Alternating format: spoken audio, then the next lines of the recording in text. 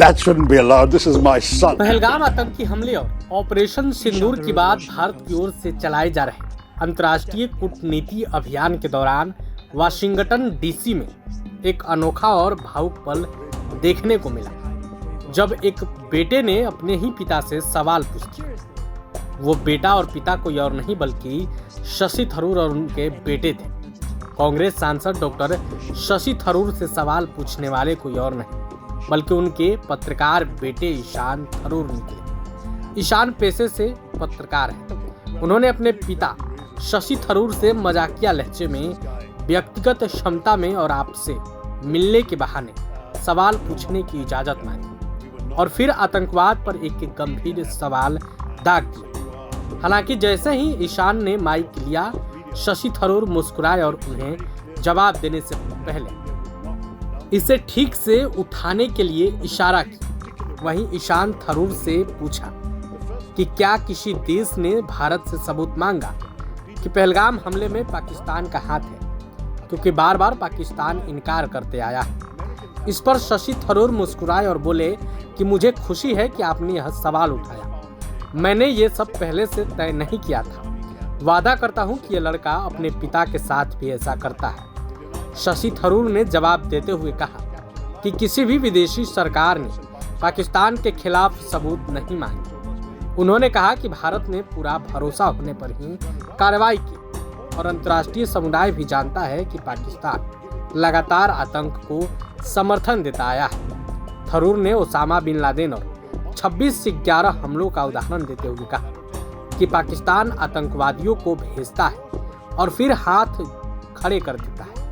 इसके साथ ही शशि थरूर ने अमेरिका द्वारा भारत पाकिस्तान के बीच मध्यस्थता की बात को सिरे से खारिज किया और कहा कि मध्यस्थता शब्द ही हमें मंजूर नहीं है। इससे एक समानता का संकेत मिलता है जो हकीकत में नहीं। That shouldn't be allowed. This is my son. Ishaan Tharoor of the Washington Post. Definitely asking a question in personal capacity. And mostly to say hi before you go off to your next engagement. Raise the mic. Mostly to say hi before you go off to your next engagement. I'm curious though, on this tour you've been on, various countries in the Western Hemisphere, have any of your government interlocutors asked you to show evidence of Pakistan's culpability in the initial attack? And what do you say to the repeated Pakistani denials of having any hand in the initial attack? Okay, well, I'm very glad you raised this, Ishaan. I didn't plant it, I promise you. This guy does this to his dad. Very simply, no one had any doubt, and we were not asked for evidence. But media have asked, and so you are speaking for your tribe in that in 2 or 3 places media asked this question. Let me say very clearly that India would not have done this without convincing evidence. But there were 3 particular reasons I want to draw your attention to, all of you. The first is that we've had a 37-year pattern of repeated terror attacks from Pakistan, accompanied by repeated denials. I mean, Americans haven't forgotten that Pakistan didn't know, allegedly, where Osama bin Laden was until he was found in a Pakistani safe house right next to an army camp in a cantonment city. That's Pakistan. Mumbai attacks, they denied having anything to do with it. One of the terrorists was captured alive, his name, his identity, his address in Pakistan, everything was revealed. Under interrogation, he told us where he was trained, what was done. The US intelligence, as well as ours, recorded the chilling voice of the Pakistani handler giving minute-by-minute instructions to the killers in Mumbai, telling them where to go. And they were monitoring Indian TV and saying there are people hiding on the 3rd floor of that hotel, go and shoot them there. This kind of thing is going on. Your sources recorded this too. So we know what Pakistan's all about. They will dispatch terrorists, they will deny they did so until they're actually caught with red hands. That's the first. So I agree you're going to say, but that's circumstantial. Sure. Second point. The moment this happened, within 45 minutes or so of this happening, the terrorist attack, a group called the Resistance Front claimed credit. Who are the Resistance Front? They're a well-known proxy front of the Lashkar-e-Taiba, a banned organization listed by the United Nations, listed by the US State Department, which enjoys safe haven in the town of Murid in Pakistan.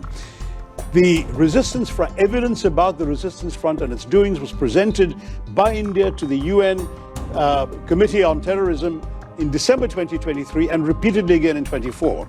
But the problem was, of course, Pakistan too is a member of that committee. The Resistance Front was not listed by the UN, but its identity was known and publicized. These people then claimed credit within a time span. There were no media present when these killings took place. Most of the world hadn't even learned about this when they claimed credit. So that was itself a smoking gun. They repeated that claim 24 hours later. And having repeated that claim 24 hours later, then their handlers must have woken up to the gravity of this and told them to take it off their side. So they did. But the fact is, the credit claim was on record and the world has seen it. उन्होंने दो टूक कहा कि एक तरफ पाकिस्तान आतंकवाद को पनाह देने वाला देश है, दूसरी तरफ लोकतांत्रिक भारत, दोनों की कोई तुलना नहीं है। अब इस पिता पुत्र के सवाल जवाब का वीडियो सोशल मीडिया पर खूब वायरल हो रहा है। विदेश में लगातार शशि थरूर पाकिस्तान को बेनकाब करते आ रहे हैं। शशि थरूर के कई वीडियो सोशल मीडिया पर वायरल हो रहे हैं। उन्हीं में से एक वीडियो ये भी है, आप खुद देखिए। Third, when the first strikes happened on the terrorist camps, funerals were conducted, including for members of some of the key organizations, the Jaish-e-Mohammed in particular, and the Lashkar-e-Taiba. The funerals were conducted, and photographs have emerged on social media showing Pakistani generals and police officers in uniform attending these funerals, being conducted by relatives of these terrorists. So we're looking at three concrete pieces of evidence as far as India is concerned. But finally, I can add to the mix, we also have intelligence services. They have been studying very carefully these terrorist attacks. They have identified at least 4 of the 5 perpetrators, and they know who they are. In fact, I'm told, and I don't have access to the direct intelligence information, but I've been reliably informed, they know that 2 of them are Pakistanis and the other 2 were locals who had exfiltrated, is the term, out to Pakistan for training 10 years ago and clearly were sent back for this mission this time. So it's on the basis of all of this put together that we said, we know who did this and we will take action. And that's exactly what we did.